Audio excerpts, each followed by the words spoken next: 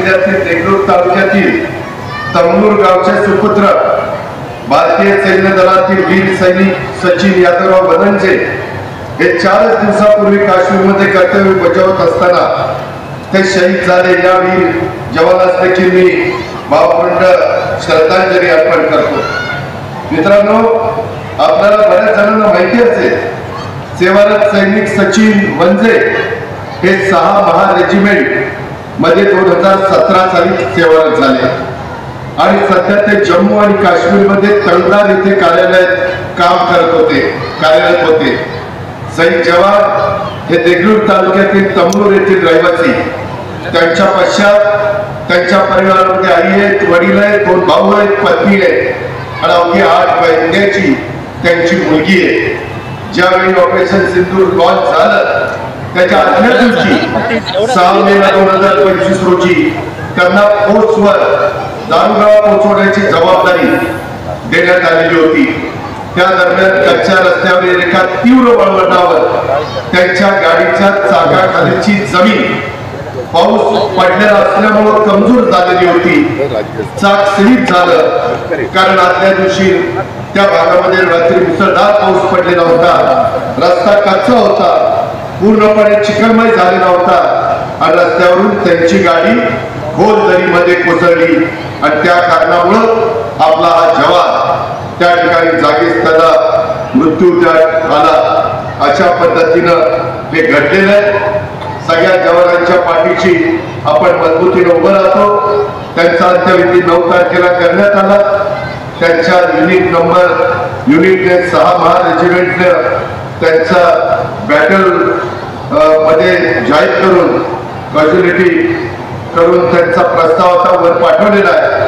Army हेडक्वार्टरवरून तो प्रस्ताव मंजूर होईल।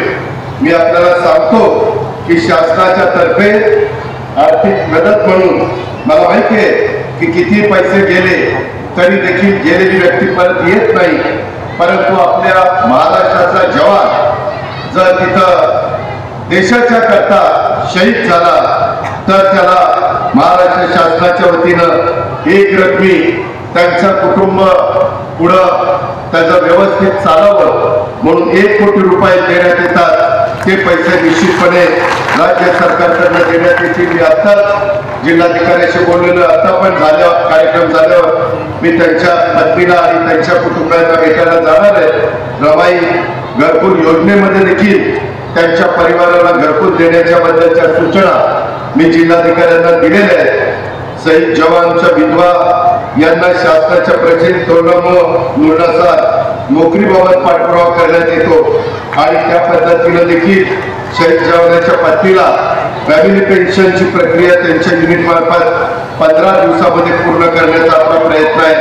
कारण देशाच्या संरक्षणाच्या करता ज्यावेळेस तुमचा माझा जवान आपलं इथं सुरक्षित राहण्याच्या करता तिथं लढत असतो त्यावेळेस त्याच्यावर कोणतंही संकट आलं तर उभा भारतच त्याच्या पाठीशी उभा राहतो। हे आपण वेळोवेळी दाखवलेलं आहे आणि याही वेळेस आपण ते दाखवणार आहोत। ही गोष्ट देखील आपण सगळ्यांनी लक्षामध्ये घेतली पाहिजे। मित्रांनो, आज राष्ट्रीय तंत्रज्ञान दिन आहे। 11 मे 1998 रोजी पोखरणला अटल बिहारी वाजपेयी पंतप्रधान असताना भारताने यशस्वी अणुचाचणी केलेली होती आणि त्याची आठवण म्हणून भारताच्या तांत्रिक प्रगतीचा आणि वैज्ञानिक उपलब्धीचा गौरव करण्यासाठी आजचा दिवस तंत्रज्ञान दिन म्हणून आपण साजरा करतो। या निमित्तानं देखील मी आपल्या सगळ्यांना शुभेच्छा देतो। महाराष्ट्राचे शिल्पकार स्वर्गीय यशवंतराव चव्हाण साहेब, त्याच्यानंतर वसंतराव नाईक साहेब आले, त्याच्यानंतर त्या ठिकाणी स्वर्गीय शंकरराव चव्हाण साहेब आले, त्याच्यानंतर वसंत दादा आले, स्वर्गीय सुधाकरराव नाईक साहेब आले। अनेक दिग्गज लोकांनी त्या महाराष्ट्राचं नेतृत्व केलं।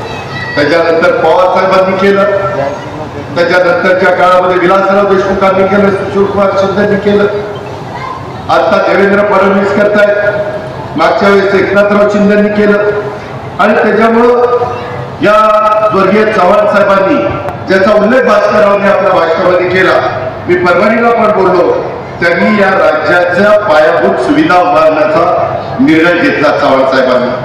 त्याचबरोबर महाराष्ट्राला सांस्कृतिक दृष्ट्या समृद्ध करण्याचं काम आणि महाराष्ट्राच्या राजकारणामध्ये सुसंस्कृत चेहरा देण्याचं काम चव्हाण साहेबांनी केलं.